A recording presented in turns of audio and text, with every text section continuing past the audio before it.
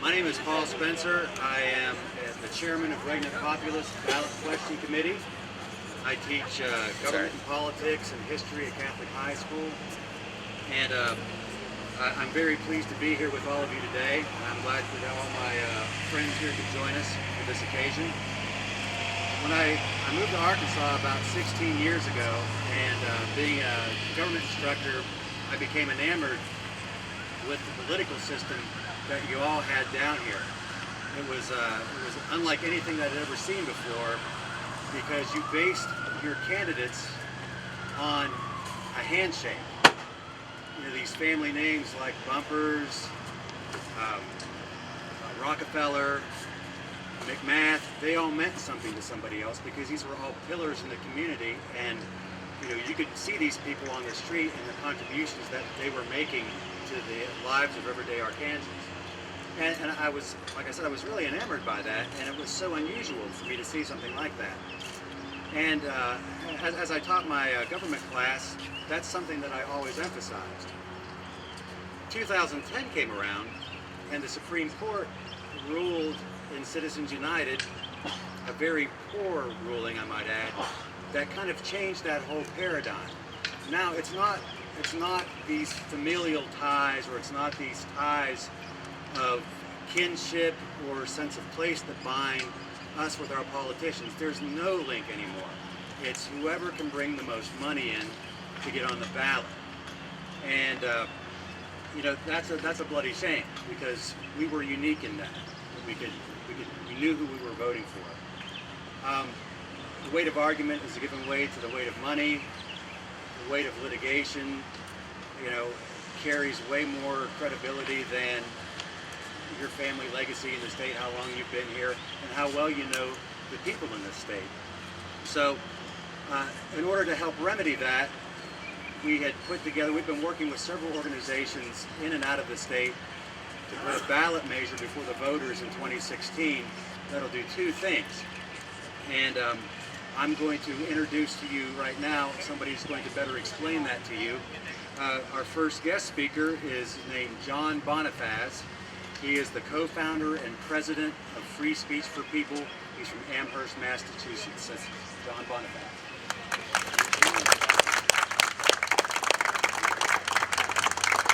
Thank you, Paul. My name is John Bonifaz, and Free Speech for People was launched on the day of the Citizens United ruling more than 5 years ago to press for a 28th Amendment to the Constitution to reclaim our democracy. And we're proud to be part of this broad coalition in Arkansas now to make Arkansas the 17th state to call for this 28th Amendment. We're here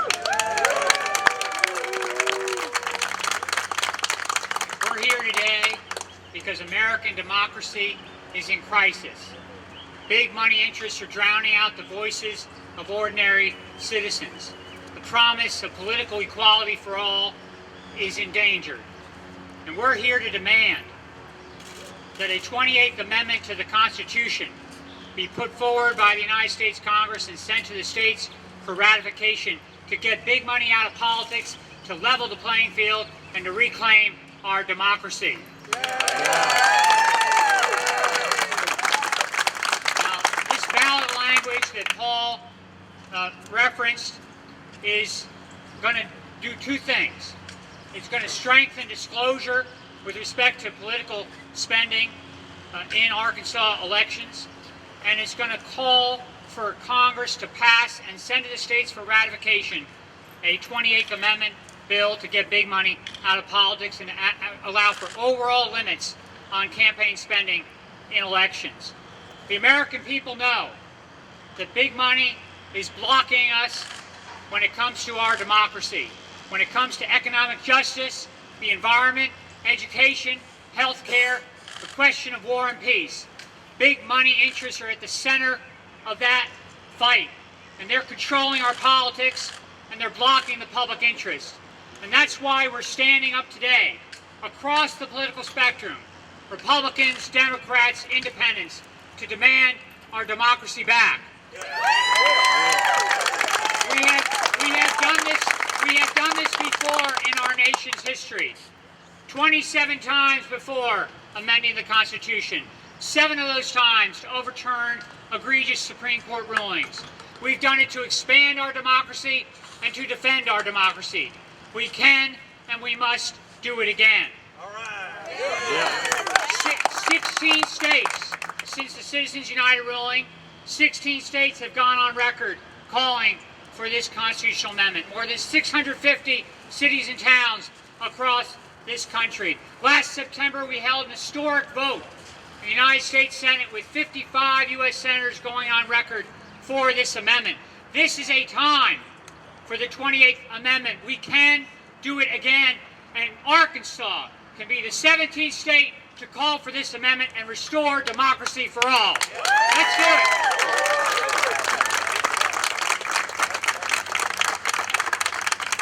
Thank you, John. There's a second component to this language that has to do with disclosure from political donors, electioneering communications, and the like. And I felt that it was really important to have somebody here in the state who has endeavored to do that same kind of work within the context of the General Assembly. And that person is Representative Clark Tucker, so I'm pleased to invite Clark Tucker forward.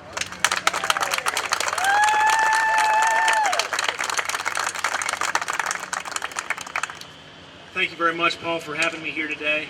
Paul just invited me to talk about some of my experience in the last legislative session, about some work that we did on this front. With the help of a lot of smart people, we put together a piece of legislation that essentially had 2 pieces to it. The first was a disclosure piece, and it didn't seek to affect how much money you could spend or what you could spend your money on. All it said was that if you are buying hundreds of thousands or millions of dollars worth of television or radio advertisements in Arkansas to influence the outcome of an election, then the people of Arkansas have a right to know who's paying for those ads. Absolutely. That loophole has mostly been closed at the federal level in by about half the states in the country. The second piece of the legislation affected the coordination between a candidate and an outside group. And all it sought to do was to say that if a candidate personally coordinates with an outside group in the production of a television or radio advertisement, then the purchase of those ads constitute an in-kind contribution to that candidate's campaign. And that loophole has been closed at the federal level and by virtually every other state in the country other than Arkansas. Unfortunately, we weren't able to get either piece out of the General Assembly during this session.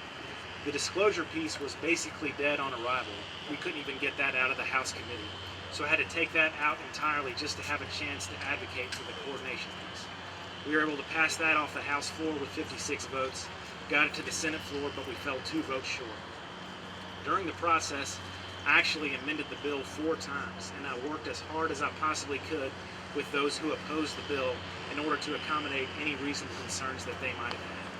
And the Arkansas Ethics Commission rarely takes positions on bills, but the director of the commission, Graham Sloan, actually came to the House committee and the Senate committee to testify in favor of the bill, saying that these reforms are sorely needed in Arkansas. So of course I was disappointed when the bill didn't pass. It's difficult for me to understand, particularly after all the work we did to amend the bill, how you can be opposed to transparency in the election process. The gaping loopholes that we have in Arkansas essentially make a mockery of the campaign finance structure we have because they make it so easy to work around it. And all that's at stake with this issue is the integrity of our democracy, because it affects every issue that passes through this building or our judicial branch or our federal government. And of course, every issue that passes through this building affects every citizen of this state and of this country in countless ways on a daily basis. And so if we can't pass these reforms that are necessary out of the General Assembly, then I'm hopeful we'll have a chance to put the question directly to the people of Arkansas and give them a chance to reclaim their rightful role in electing our public officials. So I'd like to applaud the work of Paul Spencer and the good people out here today who want to make sure that in Arkansas, regnant populace is not just a slogan, but in fact the people here rule. Thank you very much.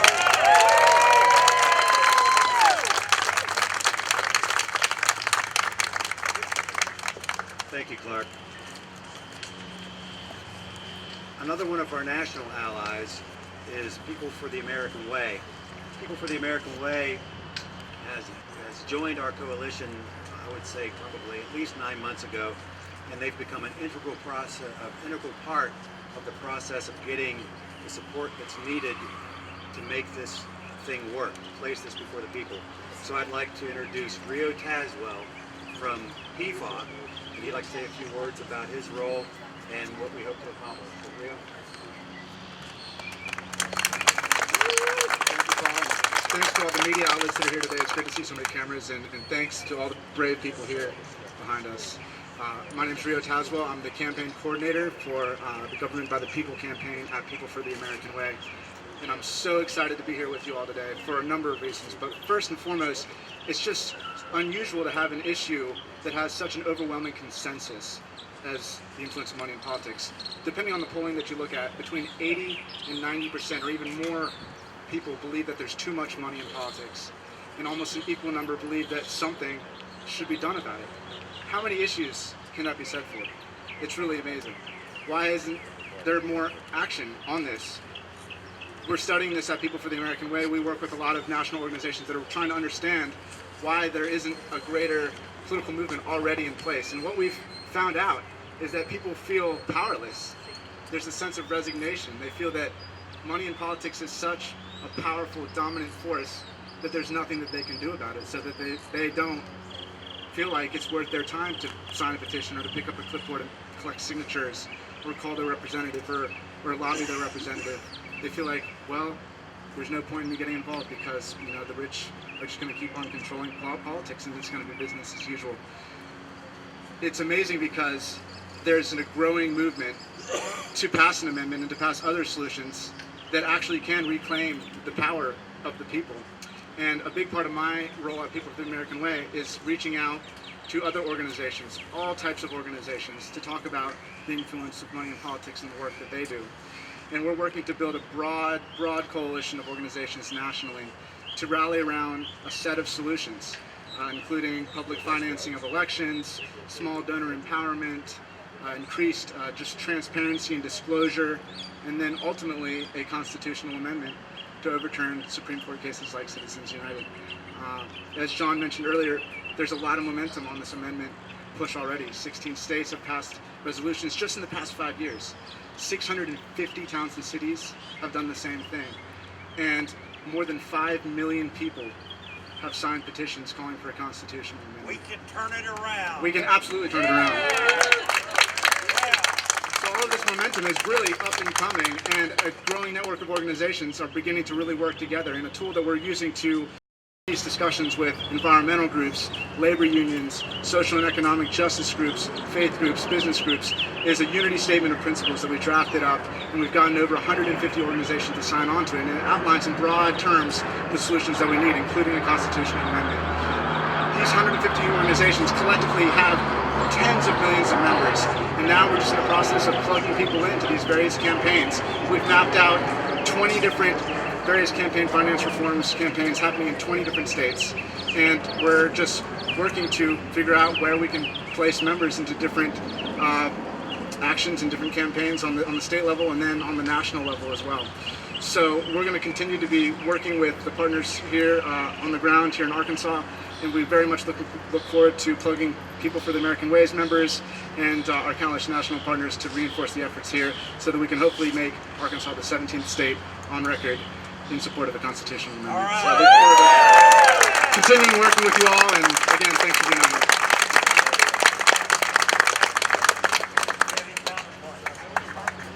Thank you, Rio. Our next speaker, I invited him to speak. He's a member of the Arkansas Democracy Coalition, one of the organizations that's one of our charter members. But I think what a lot of people don't fully understand is the degree and how insidious this money really affects every nook and cranny of society. So I think one of the better ways to do that is to introduce to you Steve Copley. And Reverend Steve Copley is the head of the Arkansas Interfaith Alliance, and I give you Steve Copley. All right.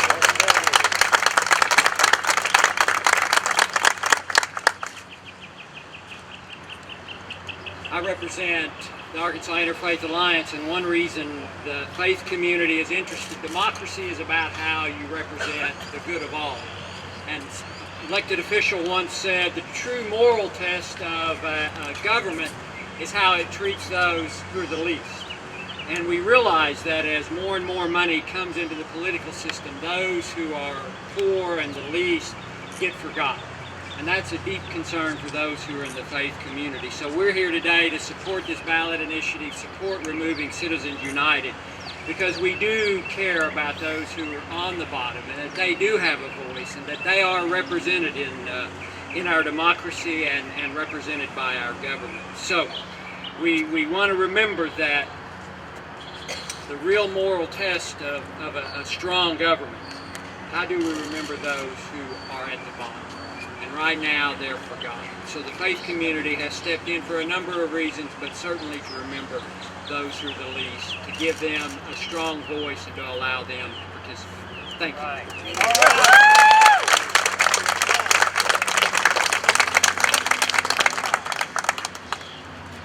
Okay, next on the agenda is a young man who has grown very near and dear to me. He was one of the first national organizers that I've worked with, and I've been in communication with this person for quite some time now. His name is Jonah Minkoff-Zern. He represents Public Citizen here today. He has been instrumental, along with a lot of our own national groups, but Jonah and I, we go back a long way. So, Jonah Minkoff-Zern.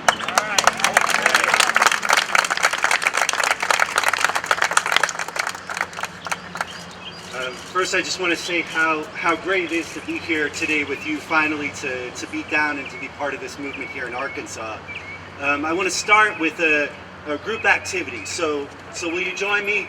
Tell me what democracy looks like. This is what democracy looks like. Tell me what democracy looks like. This is what democracy looks like. Tell me what democracy looks like. This is what democracy looks like.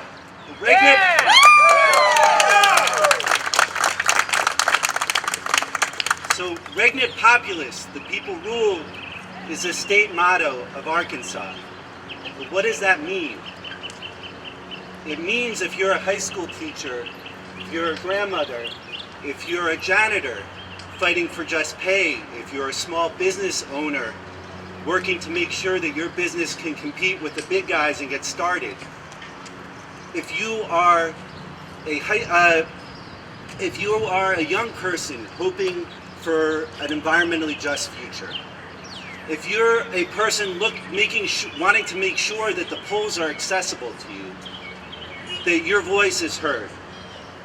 Regnant Populus, the people rule, means that if I call my state senator, if I call my U.S. senator, if I call my governor, I have the same chance of getting through and having the things that I care about heard as the next person.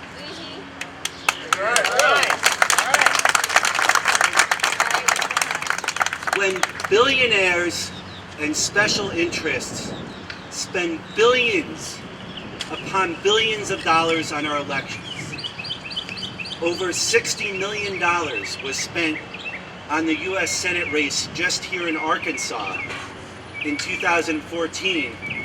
It was almost $80 per vote that was spent in just one race here in Arkansas. That means my contribution of $40, that's about what I can give. I don't know about most of you. Doesn't really matter. My voice doesn't really get through. The politicians are hearing the voice of the billionaires. They're hearing the voice of the special interests. And that means the issues that we care about as everyday people, whether it's having a job, whether it's having health care, whether it's having a living wage, those issues don't get heard in the halls here. They don't get heard in the halls of Washington. Right on. Yeah. That's why we're here today, to make sure Arkansas is the 17th state to call for a constitutional amendment, to make sure we have disclosure so at least we know who's buying our politicians, and to take action so we can build a movement, because this is not just about getting the 70,000 signatures we need to get on the ballot. It's about building a movement to create a change so no one here and no one in Washington who's been corrupted by this money can stop us.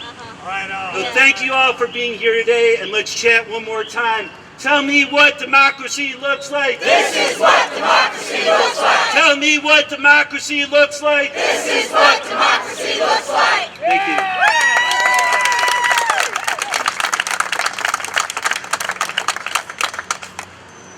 All right.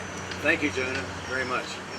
Next, somebody who I believe to be one of the great up-and-comers in Arkansas politics. He made a recent run for the State House. Unfortunately, he didn't quite make it through. But I predict that, that the wind will blow this off. And I also predict that Tyler Pearson, on his next endeavor with electoral politics, will lead Arkansas into a new generation. So I'd like to ask Tyler Pearson to come down and speak to you all for a moment.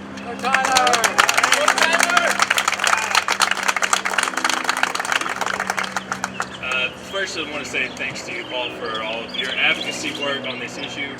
Thank you for the invitation to be here. This is something that I would not miss for the world. Ever since I started paying attention closely to politics in our state and around the country, I noticed that all roads lead to this issue. You've heard here today from several speakers about how interconnected it is. I won't reiterate what they have said, but I believe very strongly in that notion that this issue is the root of many of our issues. I just see a couple of my friends from graduate school who arrived in the crowd today, and glad to see them here. Sorry to put you on the spot, but you actually reminded me of something. When I was in graduate school with these fine fellows, we were all very dedicated and passionate about wanting to change the world and do something. We wanted to work in healthcare. We wanted to work in state government. We wanted to work in education policy. We wanted to be advocates. We wanted to see a better tomorrow. But many of us knew that without changing this first, all of our efforts would be hamstrung, and we would not be able to create the world that we want to see, to pass on to our children and our children's children. I would also say that many folks have been talking since we've been here today about why are you here? You know, if members of the press showed up and asked you, what are you doing here? What is this about for you? Well, as we were asking those questions, I see lots of tour groups from elementary schools from across the state, leading kids to the Capitol to see what democracy looks like, what it should be, what it is.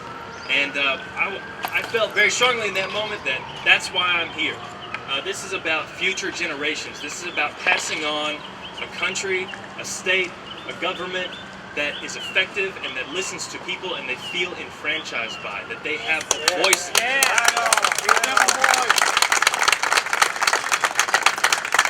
I am tired of seeing sacrifices being made for short-term prosperity and gain in the name of the long-term prosperity that we should be achieving and making decisions for. At its root is the way campaigns are funded and financed. Yes, I do know from personal experience what it's like to go up against special interest money. In my campaign, we were pretty much 100% grassroots funded by over 900 people. We had an average campaign contribution of less than $250. Meanwhile, my opponent won basically awards for taking more special interest money than anybody else in the entire state. And it is difficult, but I strongly believe, and I will continue to fight for, the notion that people organized around an idea that they are passionate about and dedicated and committed to can beat all the money in the world. That's why I'm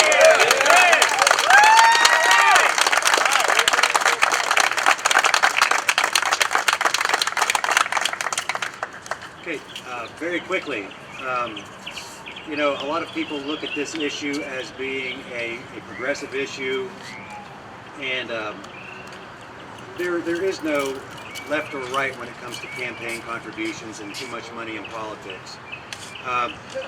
Oftentimes, labor is seen as being on the take from the left, but I assure you that organized labor is hurt by this corrupt process just as much as the ordinary person, more so these days.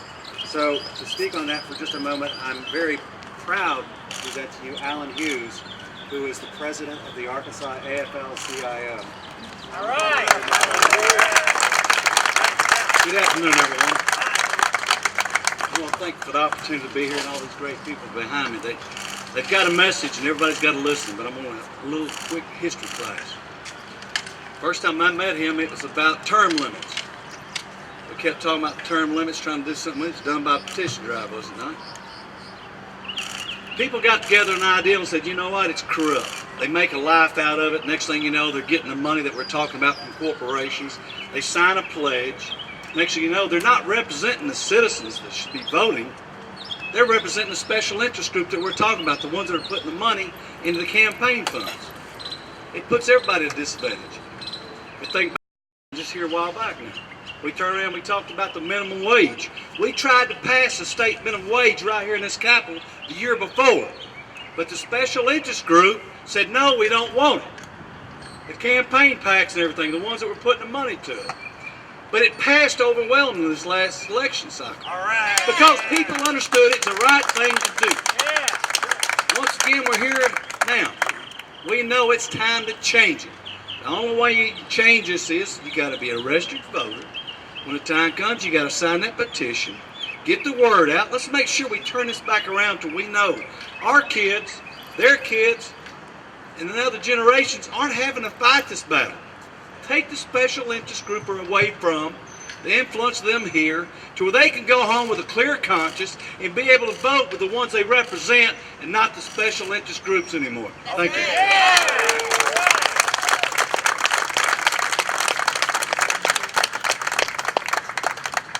Next on the agenda, I would like to invite forward Bob Estes from the Arkansas Coalition for Peace and Justice. I've known Bob for quite some time now, and I really applaud his work here in Arkansas and all he does, and he's going to say a few words to you today. Hey, thank you. Hey, this event's a little bit different than what the Arkansas Coalition for Peace and Justice typically do. Usually we are fighting for peaceful alternatives for war and speaking out against injustice. We like to say if you want peace, fight for justice. I feel just as strongly if you want justice, fight for a strong and inclusive democracy. Democracy is not easy. There are always people that want a little bit more than their fair democracy if they have the chance. And that has been the history of our country. We started off with great ideals that democracy would protect and serve our citizens, but we didn't get it quite right at first. Only a fraction of our citizens got to participate. And ever since then, we've been fighting to get more and more and more. Jefferson, Jackson wanted to include the common man in that process. We've had constitutional amendments to give the right to vote to African Americans, women, to elect our senators by people just like you and me, not our state legislature. No offense. But, so the Voting Rights Act from 1965 restored access to the ballot to those that have been disenfranchised. This is a noble history that we have, and we keep fighting and we keep working to make it happen. But things have changed in the last few years, where we have a 200-plus year history of adding inclusion to democracy. Now things are changing, and we're taking those democratic rights and those democratic powers away from people that had it before.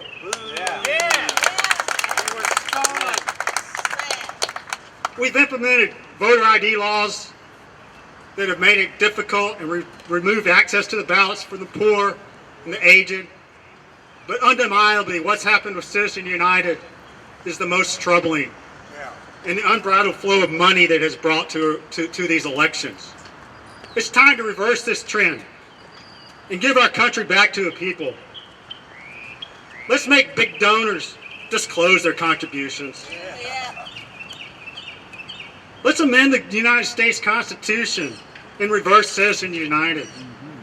Let's pass the Campaign Finance Reform Initiative 2016. Let's reestablish justice, guaranteed by the democracy that are governed of, by, and for the people of this country and the people of this state. Thank you.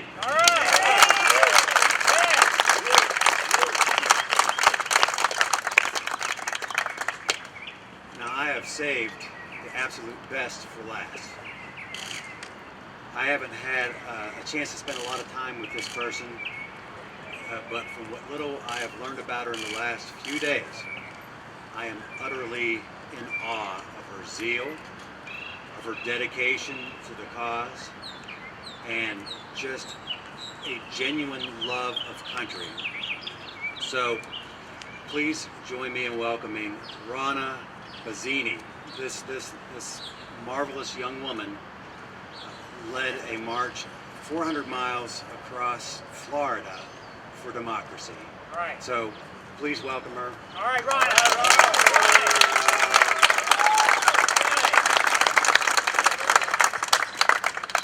Hello, Little Rock.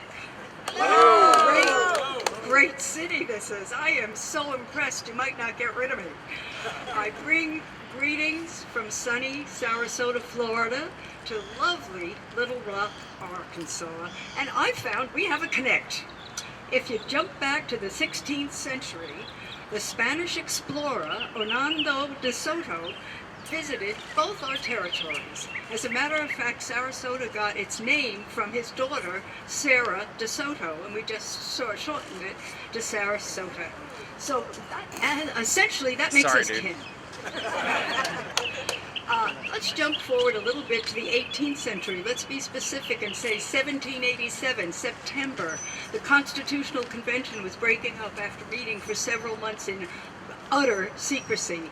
Anxious citizens were waiting outside. What had happened inside those halls? Benjamin Franklin had came out, and a Philadelphia matron walked up and said, "Tell me, doctor, what do we have? A monarchy or a republic?" To which, without hesitation, he replied, "A republic if you can keep it." And we are at a point now where that democracy, republic, is threatened. All of the previous speakers explained to you what's happening, what we are facing, and why we need to band together. But people ask me, why did I get involved? Because I was not involved politically until my 80th birthday. And Rand, are you supposed to be? Yeah. Okay.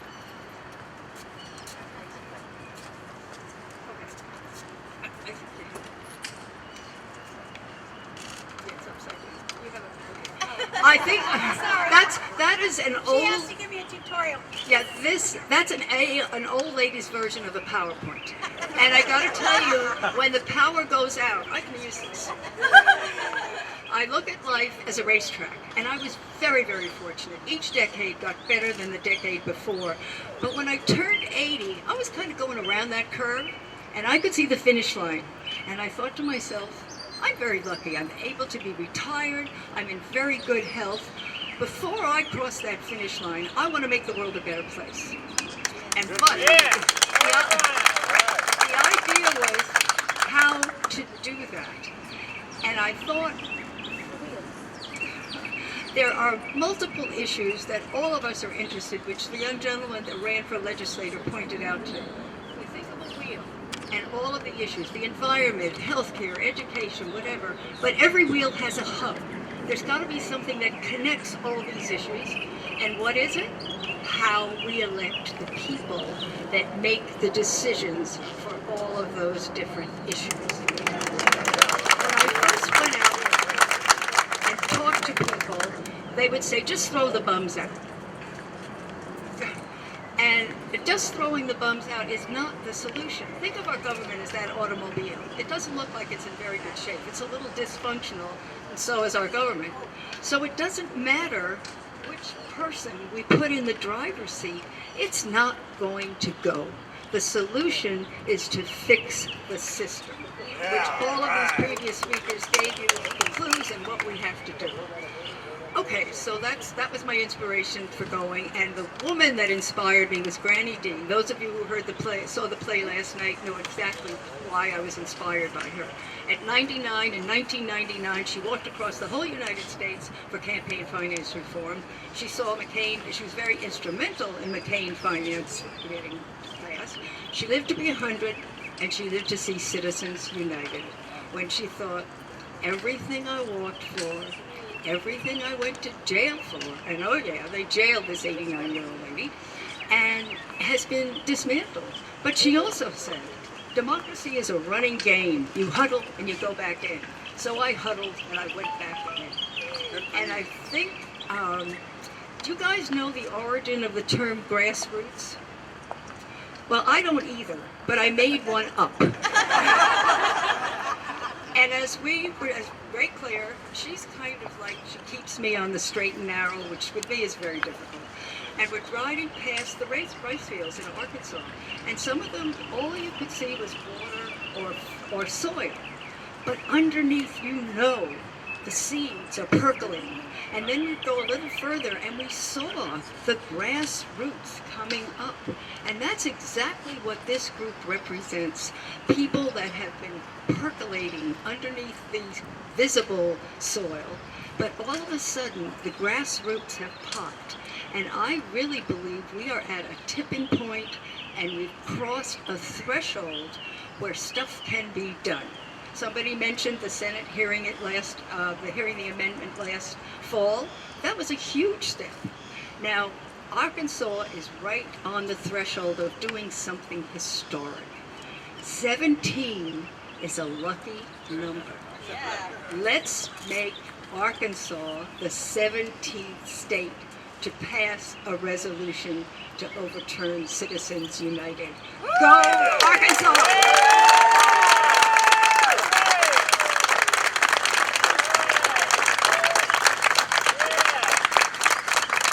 Thank you very much for coming. We want disclosure in this state. We're tired of the secret governance. We're tired of not knowing who's paying for our elected officials. We want an amendment to the Constitution. These are our rights as American citizens and citizens of this state. These are our rights. We're not asking for anything that we don't automatically receive by virtue of our citizenship. These are human rights by virtue of our humanity. John Locke said that, we are given absolute rights by virtue of who we are. So we're not asking for the world. We're not asking for anything out of the ordinary or radical. We just want to be represented equitably. So I'm sure that some of my national partners here would love to take a few questions if anybody has them. So if anybody has any questions, please feel free. You all want to come up? Yeah, let's do it in a gaggle. That's right. We'll do it in a gaggle. Yeah. Well, thank you very much. We sure All right.